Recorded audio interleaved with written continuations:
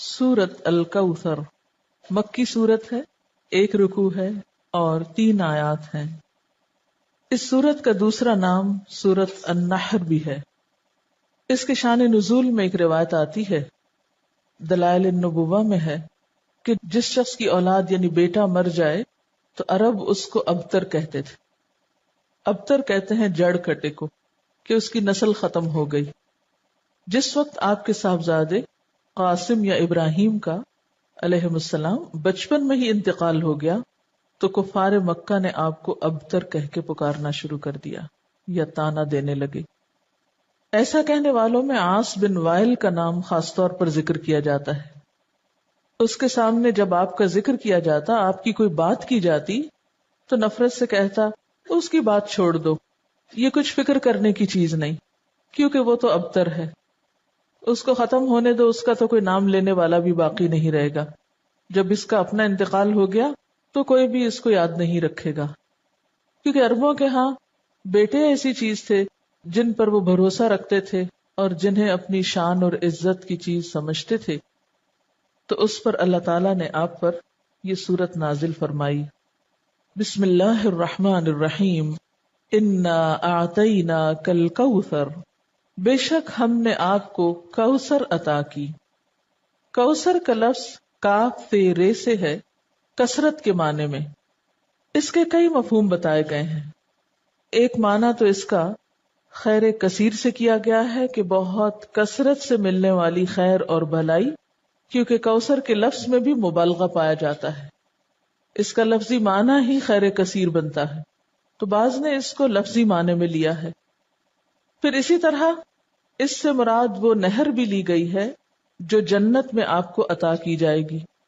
پھر اسی طرح اس سے مراد وہ حوض بھی ہے جس سے آپ اپنی امت کو پانی پلائیں گے۔ ابن کثیر نے کوثر سے مراد خیر کثیر ہی لیا ہے، کیونکہ خیر کثیر میں پھر ساری چیزیں آ جاتی ہیں، وہ جنت کی نہر بھی آ جاتی ہے، حوض کوثر بھی آ جاتا ہے، اور آپ کو جو فتوحات دنیا میں نصیب ہوئیں، اسلام کا بول بالا ہوا، آپ کا مشن آپ کی زندگی میں مکمل ہوا، یہ تمام چیزیں اس ایک لفظ میں شامل ہو جاتی۔ گویا جتنی نعمتیں آپ کو ملی ان سب کے لیے ایک جامع لفظ ہے کہ آپ کے دشمن آپ کے بارے میں جو بھی کہیں، لیکن ہم نے آپ کو خیر کثیر عطا کر دی ہے، وہ خیر کثیر جس کا سلسلہ دنیا سے شروع ہو کر آخرت تک جاتا ہے، یعنی صرف آخرت میں نہیں، دنیا میں بھی آپ کو خیر کثیر عطا ہوئی۔ اس کے بارے میں کچھ احادیث بھی ہیں۔ حضرت انس کہتے ہیں کہ ایک روز آپ صلی اللہ علیہ وسلم مسجد میں ہمارے درمیان تھے، اچانک آپ پر ایک قسم کی نیند یا بے ہوشی سی طاری ہوئی، پھر ہنستے ہوئے آپ نے سر مبارک اٹھایا۔ ہم نے پوچھا، اے اللہ کے رسول صلی اللہ علیہ وسلم، آپ کے ہنسنے کا سبب کیا ہے؟ آپ نے فرمایا کہ مجھ پر اس وقت ایک سورت نازل ہوئی ہے، یعنی اس سورت کے نازل ہونے پر آپ مسکرائے۔ پھر آپ نے بسم اللہ کے ساتھ یہ سورت کوثر پڑھ کر سنائی۔ پھر فرمایا، تم جانتے ہو کوثر کیا چیز ہے؟ ہم نے کہا، اللہ و رسولہ عالم۔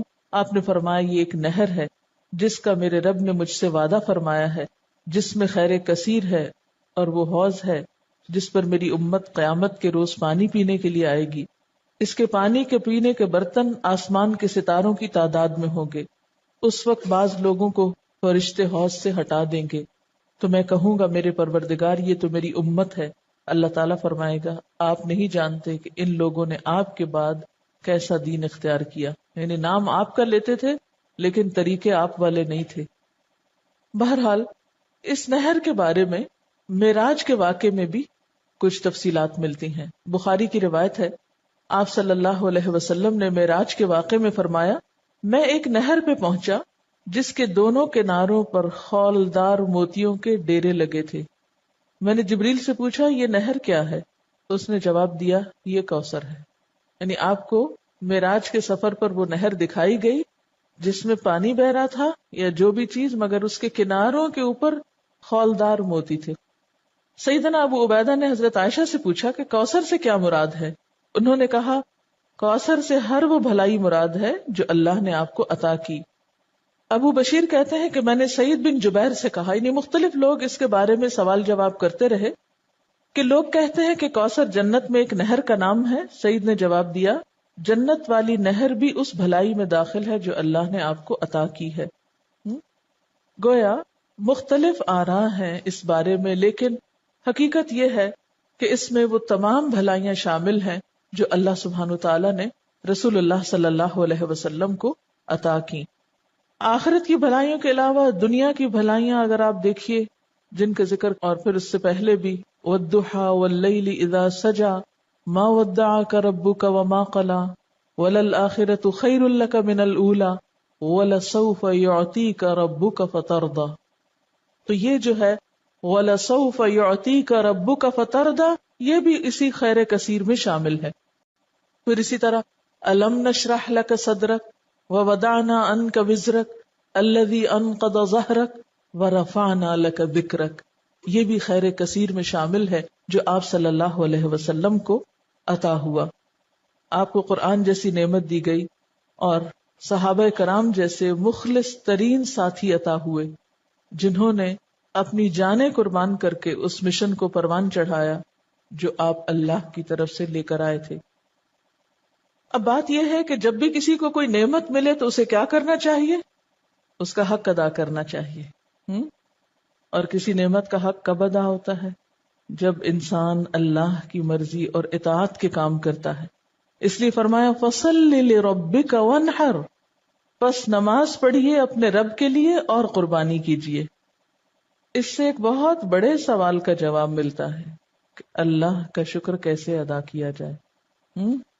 آپ کو بھی خیر کثیر مل رہی ہے قرآن کی نعمت، تو اس کے شکرانے کے لیے بھی خاص نوافل پڑھنے ہیں، ٹھیک ہے، اور اس کے ساتھ صدقہ بھی کرنا ہے، کیونکہ اسی طرح شکرانہ ادا کیا جاتا ہے. ایک طرف بندہ اللہ کا حق نہ بھولے اور دوسری طرف بندوں کا نہ بھولے. عام طور پر اس موقع پر خوشی منائی جاتی ہے اور پھر خوشی منانے میں سب کچھ اپنے اوپر ہی خرچ کر لیا جاتا ہے.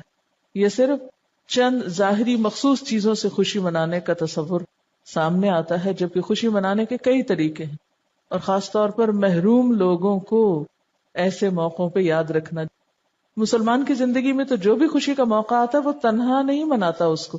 اسی لیے چھوٹی عید و بڑی عید و دونوں میں آپ نمازیں پڑھتے ہیں، ایک میں صدقہ فطر ادا کرتے ہیں، دوسرے میں قربانی کرتے ہیں. اس کے علاوہ بھی جو بن پڑے یتیموں، غریبوں، مسکینوں اور ضرورت مند افراد کو دیتے ہیں.